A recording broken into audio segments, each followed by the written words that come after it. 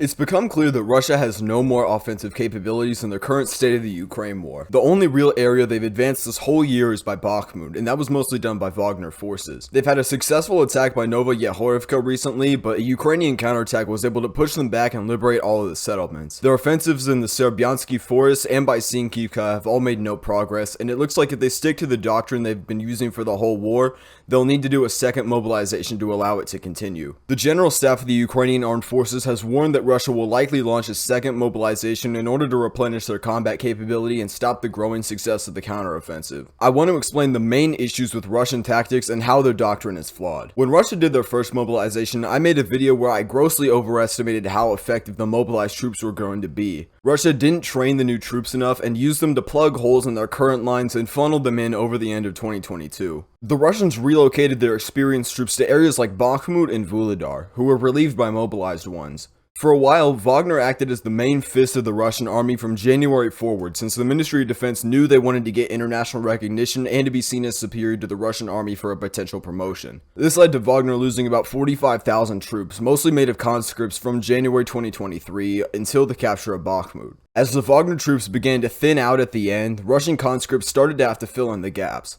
Ironically, the Wagner troops pushing the front line out by 60 kilometers made even more regular Russian army units have to fill in their spaces after they left for the mutiny. Without Wagner, most of the Russian offensive capability laid in the hands of elite airborne brigades, which were then sent to Klishivka, Robotine, and Staromayorsk as the Ukrainians made more progress over the summer. There hasn't been an inch of movement in the direction of Chasiv Yar yet. With the Russian attacks in North Luhansk area not being very successful, it's clear that without a bunch of expendable manpower like Wagner, Russia doesn't know how to operate. This has led to the complete degradation of their offensive capability. This war has proved that Russia is still using their old military doctrine of throw shit at it until it works, and they haven't changed it. When the Russians started gearing up for the winter offensive, the West started to pledge donations of equipment to Ukraine. This made the Russians try to collapse the Ukrainian lines before they could arrive, so they started the offensive earlier in January and February. The only area where there was success was north of Bakhmut, but that was completed by Wagner troops. The Russian command sent the rest of the troops to try to take Vuhledar and Avdiivka, Ukraine's two most fortified positions in the entire country, and the Russians lost thousands of men in these.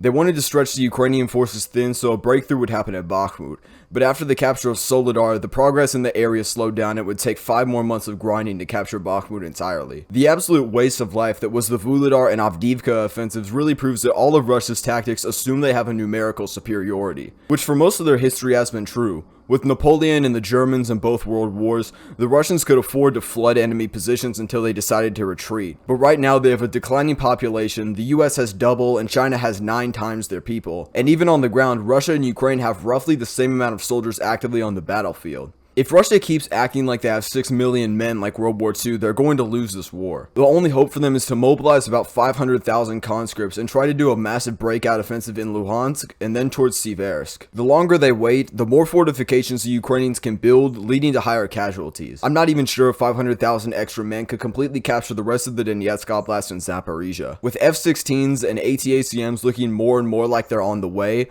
this will thin out Russian numbers and logistics even more. The longer this war goes on for Russia, the harder it will be for them to continue it, even with a mobilization, which is their last hope. And that's what I got. Have a good day.